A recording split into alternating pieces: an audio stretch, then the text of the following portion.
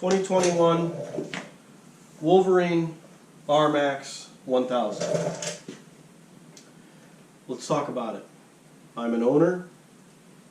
I paid for this thing with my own money, a lot of it, and this was my first ever side-by-side, one of the biggest toy purchases that I've ever really have done.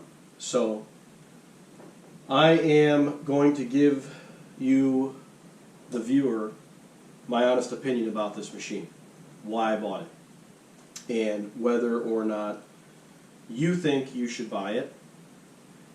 It's always helpful to hear about actual owners' experiences.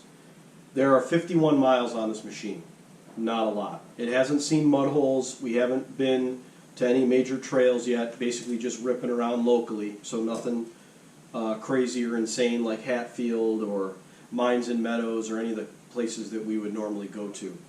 So, bearing that in mind, I'm just going to let you know what I think about this machine. Right off the bat, the thing that I liked about the RMAX was, and let me take you on a little journey here. Right off the bat, the one thing that I like about this machine is it looks really cool. I mean, it looks better with the hood on, but I wanted to take it off to show you guys some stuff. So I love the look of it. I like that it has good proportions. It's not long like a limousine, and it's got a short wheelbase. I kind of like that. I like that it has a dump bed. I'm on a farm here, so I still like to be able to put stuff in the back here. And I'll put a picture on the screen here momentarily. I can fit my feed and a bale in here easily, no problems. So I think that's pretty nice. So what else? I like the fact that it came with decent wheels and rubber from the factory. These are 30-inch carnivores. I think they're a great tire. I mean, I'm not super experienced in the off-road world. Some people might hate these, but so far what I've done with them, mainly hard pack, they've been great. They get good traction, they slide enough. And I don't know, I can't imagine you'd have too many disappointments with these. The lugs are kind of on the soft side, so if you're doing a lot of road work or you know, driving on fire roads and stuff, maybe they'll wear a little bit faster. But for a stock tire, these things are bitchin'. I mean, most side-by-sides, the first thing that guys do, they drop like $1,000 or more on a square wheel setup and decent tires. So this is already done. It's got the, if you can get one spare tire and it will fit for the front or the back. That's nice. They're all the same size. Honda Talon, for instance, it's not like that. The rear tires are a little bit wider than the front. I mean, I guess you could still deal with one spare, but I'm not going to get into it. The tires on that thing are junk. So what else do I like about this? Decent suspension out of the gate. You got good Fox adjustable shocks, and they're easy to adjust. You can feel the detent when you click these. I got them on, there's, you know, a soft, a medium, and a harder setting. I keep them in medium. Although I think I'm going to put them in soft. I feel like that'll help with the machine bucking a little bit under hard and heavy braking. But suspension out of the box, great. Receiver, 2-inch receiver. That's nice. I mean, if you want to tow stuff, a log splitter, trailer like this one, this is a 14-foot trailer. I use it around my farm. I throw random pieces of equipment if I'm going to the steel yard or something like that. So it's nice to be able to hook it up to this if I got to back it into the barn or something like that. So that's pretty nice. The other thing that I really liked about this machine is it is beefy. If you look at the A-arms back here, they are stout. I mean, it's incredibly beefy. Everything is big back here. And if you look at the rear diff, that thing is massive for a side-by-side. I mean, I don't know what the bearing sizes are in this stuff, and I bet you the bearings in the wheels are big too. but Yamaha builds a really robust and stout product. What else do I like? The front end has a winch. At least the XTR and I think the LE models have winches built in.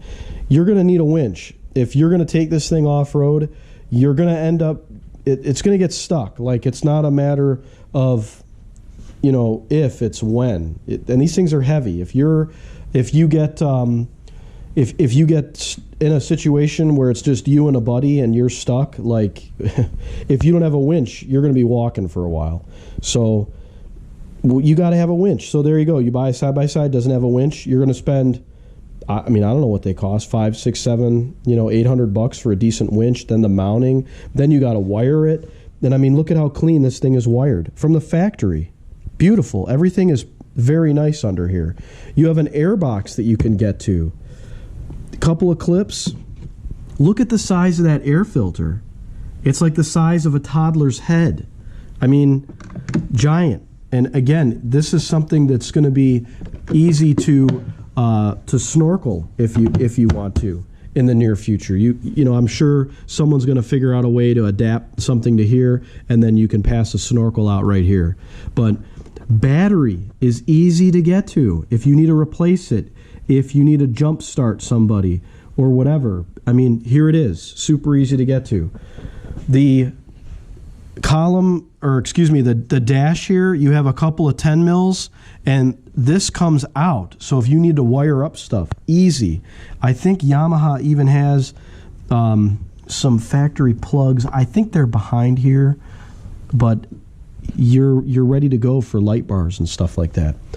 But super easy to get to, easy to clean. You can get in here with your blowgun. You can run low pressure water over the fins to clean the oil cooler. It's got a nice big beefy oil cooler. The winch is far enough away from stuff where if you look in here, you're not going to have problems with the coil of winch hitting an oil cooler. So that's really nice. Again, super easy to get at stuff. Yamaha really thought this out. Very smart. I've seen some side-by-sides. You go to like open the hood and you have like one foot of room to get at. Like, what? That's stupid. Open the thing up so you have access to it. You're going to want to clean stuff and get at things. So, you know, excellent idea. The A-arms up front have a little bit of an angle to them, so they're kind of like high clearance. Gives you a little bit more ground clearance away from rocks and stuff. You can put in shackles here from the factory. I think this is a 5/8 hole. I might be mistaken, but you can get like a D-ring shackle right there. So that's nice to have. What else do I like? Front axles are massive, nice and beefy. Again, suspension's really good. Roof, standard. That's really nice. You don't have to worry about buying a roof. It's got a rear view mirror. Again, really nice touch. These are all things that you probably are going to buy when you get a side-by-side. And again, this Yamaha has them. These doors are fantastic. The feel, I mean, listen to that. Listen to the quality. Pop. Solid. What? Oh, I can't hear that either. There's no rattles. Now again, this thing's brand new, so maybe after 2,000 or 3,000 miles, maybe there's some rattles, but I don't think there will be. So here we are, we're inside the cockpit of this beauty, and I apologize for the lighting, it's kind of crummy, but you're not here to listen, or excuse me, you're not here to look at stuff. You already know what this looks like if you're interested in one. You're just interested in my feedback. But the cabin of this thing, I mean, honestly, it's fantastic. The steering wheel has a great feel to it. It's like a little rubberized, so if you have gloves on or not, you're going to get a good feel with it. This is adjustable. You hit this little guy here and you can raise the column up and down, so it's good if you're getting in and out of it or if you got a massive gut or something. The switches are really good. They have a nice positive feel to them. They're not like chintzy. They're solid. You know what you're getting into when you flip them. And I like that they're big, so in the wintertime, if you have gloves on, you're going to be able to feel them. The XTR and the LE come with the Adventure Pro, which is cool, but it's, when I get to cons, we're going to come back to the Adventure Pro. I think for what it is, it's really cool. I like how you can see the engine parameters and stuff. I can show you that really quick. We'll start it up. Or I guess I don't have to start it up. You can see it right with it not running. But it's neat how there's gear selection, and there are some really cool functions as far as, you know, you can get your maps and stuff. So if you're going to be trail riding, you know about maps. You can pop those in there.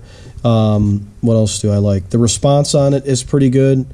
It's, you know, you can create a new course and stuff. I haven't really messed with it a lot. I'm going to do more of that. My kid is really interested in it because he's a button pusher. So, but it has like a journal where you can kind of log about where you're riding and stuff, which is neat.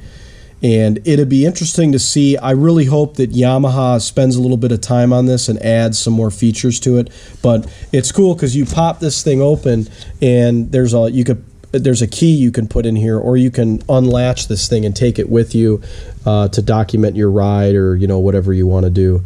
But that's really nice. It's a rugged tablet. The quality of it is decent. The fit and finish is phenomenal. This grab bar for your passenger is really nice. You got your instrumentation right where you're driving, unlike some models where they put it here. It's like, oh, well, I got to take my eyes and move them over here when I'm going 40 miles an hour through the woods to see what's going on. Right front and center. Again, brilliant and makes sense. I keep it on the temp. You can see odometer, 51 miles. So very nice. Nice job, Yamaha, with that. And let's see here. What else? The seats are really good. It's got a pretty nice upright riding position. I'm like 5'8", 5'9" with boots on, and I have the seat all the way back. And you can see, you know, my boots are fairly decent. I think I wear a size 10, so I feel like I got a good placement for pedals. I like how the brake is nice and big. You're not going to miss it. The dead pedal is okay. It'd be nice if it was deeper in here, I feel like, but not bad. Little cubbies here for stuff. You can get the radio. I think the LE model has the radio already put in, but you can get that if you want to. The little rubber plugs pop out, so when you want to put in your switches, it's ready to go. You just pop these things out and put that in, and then you can save these because they actually go in the bottom of the floor. Let me get my light. So you pop out those to drain water, and obviously you'll have extras when you pop them out if you add switches. So I like how it's got a legit parking brake. I think that's nice. It's got a good feel to it, just like you know, a car would. And cup holders, obviously you need that for your beverage of choice. That's good. The comfort factor in here is excellent. There's soft touch materials everywhere. And when you're cruising along, you know, you're going to put your arm here on the armrest. It's nice and big. When the doors are shut, you have like these soft points here, this rubber here. So when your leg is hitting stuff, it's not hitting rough plastic. I know that some people complain about the little, I don't even know what you would call these things, like little wings that kind of keep you in, probably from a rollover. Don't really mind them. They don't really, let me see, I'll flip the camera on here. They don't, you know, it's not a big deal for me. I mean, my arms don't hit it too much. I don't know how great you can see there, but I don't think, they kind of keep you in the cockpit, which is nice, so I don't really mind that. What else did I like? Glove box is decent size. It's got a nice kind of grommet, or excuse me, like a O-ring almost on here, so whatever you put in there should stay dry. Let's see what else. Oh, this little your armrest lifts up. Not a huge amount of space in here, but enough to put, you know, a cell phone or your wallet. You got a toolkit and some kind of junky tire air pressure gauge. This is a nice touch.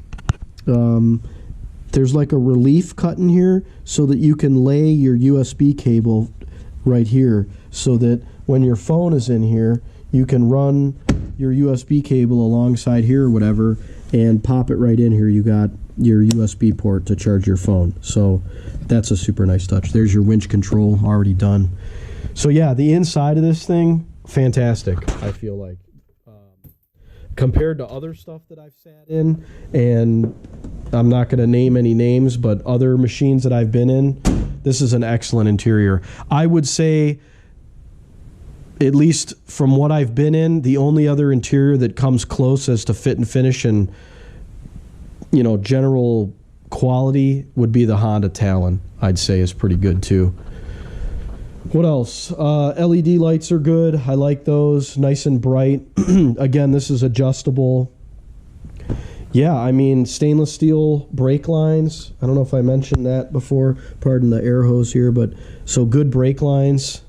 Rock rails or rock sliders are already built into the frame. These you're going to want to protect possibly. I know Yamaha does make some aftermarket guards. I'm going to put those on. And I want to get the A-arm guards, but I don't want to put the raw aluminum color. I'm going to wait for someone to make anodized black. I think that'll look better. So that's really all the thing needs is A-arm protection. The A-arms need protected, and those rock sliders or rock rails, whatever you want to call them. Other than that, I mean, and a windscreen. I'm going to get some kind of windshield. I'll probably get a half folding one and then a full one. I'd like to get a spare. I'll get a complete spare tire and carrier for it. Maybe something to go back here. You can jump on the Yamaha website and see all the aftermarket stuff, or I guess it wouldn't be aftermarket, it'd be Yamaha stuff that they made. But you can see all the accessories they make for it. So let me get into the cons. There's not a lot of them, but I just need to mention them.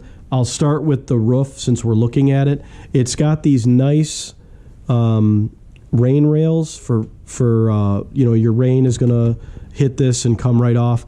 But it's once water hits this, if it is raining, the rain's gonna roll right here, and rain always follows its path, so it's gonna hit this edge here and it's gonna come right down inside you. So I don't really know what Yamaha was thinking. They probably should have maybe had this, I don't know, at least something come like this, so maybe rain would drip down here. I mean, listen, if you're going to be riding in acclimate weather, you're probably going to get wet. So that's kind of a negative. What else don't I like about it? Oh, okay. Back inside here, this one has the drive modes. I think I didn't mention that. It's got crawl and then trail and sport. So I had a FZ09 before this idiot decided to run a stop sign and smash into me, and it had drive modes too. So this is all like drive-by-wire. There's no cables. So Yamaha is able to manipulate the way that the mapping is for their fuel injection. So that's essentially what these D modes are. Crawl softens the delivery. So like, you know, when you're bouncing around on rocks, your foot is going like this. With it on crawl, it softens that throttle input so that you're not bouncing around. If your foot's bouncing, it's not giving you like 100% one-to-one throttle. My FZ09 in sport mode was, if you just like breathed on the throttle, it wanted to rip you off the thing. So that is kind of like on the super touchy. It's like 1-to-1. I know with the entry-level version of this, it does not come with the D mode, but its default is trail mode. Trail mode is excellent. You're going to keep it in that for just about everything, I think. I mean, sport mode, maybe if you go into the dunes or something where you're going to be full throttle all the time, coming out of corners wide open. I don't really care for sport mode. I think it's kind of annoying. Crawl is really nice for if I'm, you know, moving that trailer around or bringing it in and out of my buildings. I like how it softens the throttle delivery so it's not real jerky, because CVTs have a tendency of being a little jerky. Although the take-up on this is actually fairly good, it's something that you're gonna have to get used to.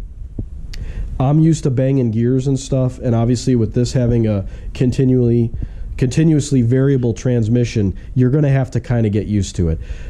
I think that from the research I've done and the friends that I have that own Yamaha products, they love them, and they're still, like, my one buddy has an r-spec, and he's still on the original belt. So Yamaha offers a 10-year belt warranty on this particular machine.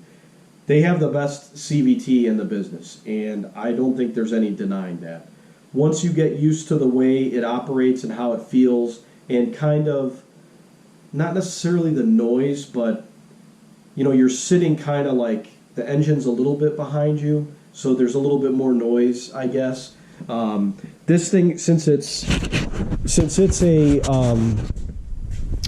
recreational machine, it's a little bit noisier than, say, a pure utility machine. Sport machines are probably a little bit louder, so that's kind of a con, I guess, for me. It's a little noisy, but I still like it nonetheless. So really, I guess that's really the big ones for me is the noise, the cab heat. I don't feel any heat, honestly. Of course, it hasn't been that warm here in Ohio, but I feel like it hasn't gotten super hot in here, and we've been riding this thing pretty hard. It's been very dusty, and the dust factor is okay. I mean, you can see some dust back there and a little bit on the door panels and stuff, but the dust intrusion is not that bad, all things considered. So I feel like with these full doors, you don't get a lot of dust to enter the machine, which is great. I know a lot of machines don't come with full doors. So, yeah, I don't know, man. Take a hard look at the RMAX 1000. I think that if somebody's looking to buy a machine or get started with a side-by-side, this is a really nice machine. It's very comfortable. It's got more than enough power to get you in and out of where you're going to want to go. It's plenty powerful enough to get you into trouble. So, you know, unless you're creeping in the dunes and need lots of horsepower, maybe you'd need a turbo machine. I don't know. For me, this is more than enough power. And I feel like with the CVT, the power is always there when you need it. But I don't know. I really like the machine. It's really nice. The fit and finish is really good. When you're spending this kind of cash, you want it to be premium. And this is definitely a premium machine, and that is no BS. The seat belts, I mean, little touches. There's adjustability built into the seat belts. You know, that's really nice. It's a very nice machine. And I think anybody that's been around side-by-sides and has driven them extensively or has been around different machines, they're going to sit in this machine, they're going to drive this machine, and they're going to be really blown away.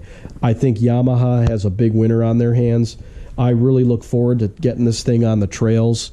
I know it's going to be an absolute animal in the trails. 64-inch width, so that's like the perfect width in my opinion. And yeah, it's a great machine. So if you have any questions or if there's something that I missed or you want to know more of, I'm going to be posting my oil change video. That's in there. That's a con for sure. Changing the oil on this thing is kind of intense. It's not something that's really super easy to do. So check that video. I'll put a card up or link or something. But everything else, I really like the machine. My wife likes it, and she's super picky about stuff. I mean, today she got in it, started the thing up, ripped around the yard, took the kids for a rip. I mean, you know, that's the nice thing about something like this. You get in it, and it almost reminds you of being in some kind of automotive machine. I mean, you know, you slap the thing in reverse, you slap it in high, you go. So very, very nice machine. I think Yamaha did a really good job, and I encourage people to check them out. I know that certain dealerships, I put a deposit on this one right away because with the state of the world today and the supply chain issues, I knew that it might be difficult getting one of these. So I put a deposit on it right away. I knew it was going to be a good machine. From the research I did and just the overall impressions I had, of what I've read and talking to some of my buddies that have had Yamaha products in the past, I knew this was going to be a good machine. So absolutely no regrets. Glad I bought the machine, and I think it's going to be with us for a long time. I'm sure I'm going to have more videos about it. So if you're interested in the RMAX, make sure you subscribe. I'll probably have some more content, some more how-tos. I know one is going to be defeating the safety mechanism in the seatbelt. There's times where on the farm I'm jumping in and out of this thing, and an alarm goes off after 10 miles an hour. That's kind of annoying. So I don't recommend driving these things without wearing, seatbelts. But if you're using them for work and you're jumping in and out of it a lot to check on your fields or your equipment or something, that's kind of annoying. So I'm going to probably do a video about that. I'm sure there's some kind of limit switch, or there's something in there when the seatbelt goes in, it hits something, and it allows an alarm to go off. So we're going to take a look at that later. But I'm going to put the hood back on. Any questions, just write a comment below. As always, I appreciate you spending the time to watch the video and learn about this new Wolverine. Nice machine. Check them out. See ya.